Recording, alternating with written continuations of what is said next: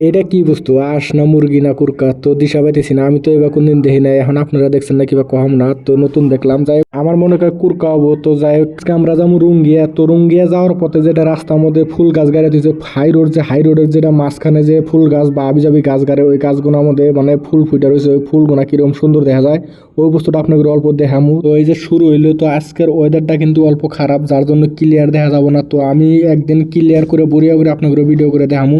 তো আজকে যেহেতু ভিডিও করছি ওই জন্য আপনাকে দেখাই। তো দেখেন এই যে শুরু হয়েছে কিরকম ফুল গাছ। তো হাই রোডের সাথে যদি এরকম ফুল গাছ থাকে, তারপরে বাইক নিয়ে যদি যাওয়া হয়, তারপরে কামে মানে গেতাইছি টেহাও পামু, তারপরে মানে ঘোরাও হইলো, তারপরে এই সুন্দর লোকেশন কার না ভাল লাগবো। তার মধ্যে আমি কিন্তু ঘোরাঘুরি করে পছন্দ করি, মানে বাইক দেয় মিহি যাও এটা পছন্দ করি। তো কামও পাইছি ওইভাবে, মানে খুব ভাল লাগে। দুনিয়াটা যে কত সুন্দর, ঘোরাঘুরি করলে গেলে দেখা যায় যারা এই ঘোরাঘুরি করে ভালোবাসে হ্যাগোরও মানে বহুত ভাল লাগে, বহুত, বিশেষ করে আমার বহুত ভাল লাগে। তো ভিডিও এই শেষ।